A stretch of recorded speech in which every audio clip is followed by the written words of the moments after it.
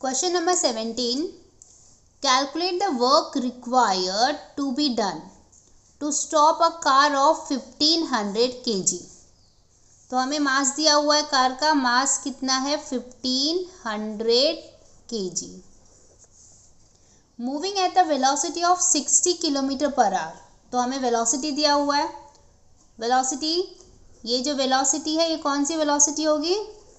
ये initial velocity मतलब u है. कितनी है? 60 किलोमीटर पर आवर.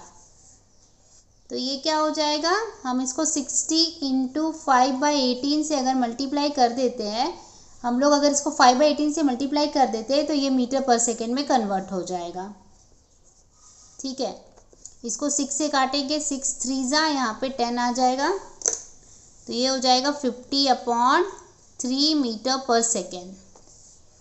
ठीक है, और जो फाइनल वेलोसिटी, क्योंकि कार को तो स्टॉप करना है तो फाइनल वेलोसिटी हमारी 0 हो जाएगी. अब वर्क डन क्या होता है? Work done is equal to change in kinetic energy.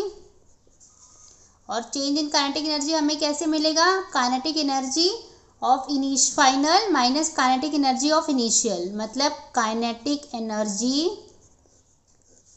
Final minus kinetic energy initial. ठीक है, अभी देखो काइनेटिक एनर्जी क्या होता है? Half mv².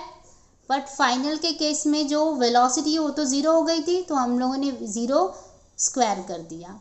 माइनस यहाँ पे हाफ mv², यहाँ पे भी आएगा, पर यहाँ पर वेलोसिटी क्या है? यहाँ पर वेलोसिटी 50/3 है, क्योंकि इनिशियल वेलोसिटी हमें यहाँ पर रखनी है. तो यहाँ पे वेलोसिटी 50/3 है. देखो काइनेटिक एनर्जी का फॉर्मूला क्या है? Kinetic energy is equal to half mv².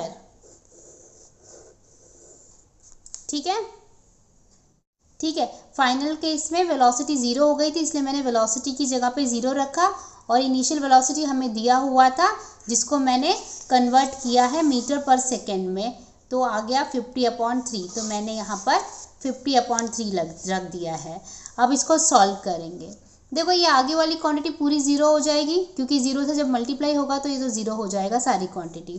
तो अब हम ये क्वांटिटी सिर्फ लेकर चलेंगे आगे. तो यहाँ पे माइनस हाफ, यहाँ पर m है, मास हमें दिया हुआ है 1500 इंटू 50/3 इंटू 50/3, क्योंकि स्क्वायर था तो मैंने 2 बार लिख लिया. अब मैं क्या करूँगी? मैं ये 1500 को 2 से कट कर दूँगी, तो ये कितना आ जाएगा? 750 आ जाएगा. 750.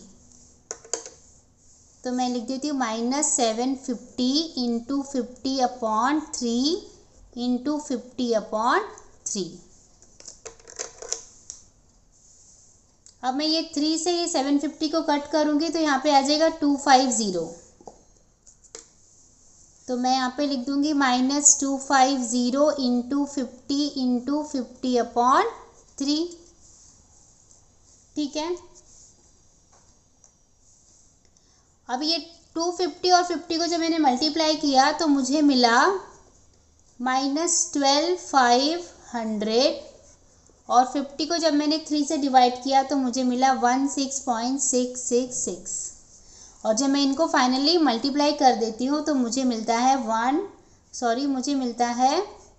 208333.33 जूल. ठीक है, लेकिन वो किस में मिलता है मुझे? नेगेटिव. मैं एक बार फिर से इसको अच्छे से लिख देती हूँ. 208333.33 जूल. तो इतना मुझे काम करना पड़ेगा उस कार को स्टॉप करने के लिए. फिर ये नेगेटिव साइन क्या इंडिकेट करता है? ये नेगेटिव साइन इंडिकेट करता है कि work done is in opposite direction of the motion. Therefore magnitude में हम, जब इसमें मैग्नीट्यूड की बात होगी तो हम नेगेटिव साइन हटा देंगे, तो इसको हम लोग फाइनली लिख देंगे 208333. एक और 3 आएगा, फिर 33 जूल. पीछे आंसर यही दिया हुआ है, आप कंफ्यूज ना हो इसलिए मैंने इसको प्रॉपरली बता दिया है. नेगेटिव साइन से हमें सिर्फ ये समझ में आ रहा है कि वर्क जो है वो अपोजिट डायरेक्शन में किया गया है, ठीक है। पर मैग्नीट्यूड वाइज इसका आंसर यही सही है, मतलब उसमें हमें नेगेटिव साइन नहीं लगाना है, ठीक है। आई होप आपको समझा है। Thank you.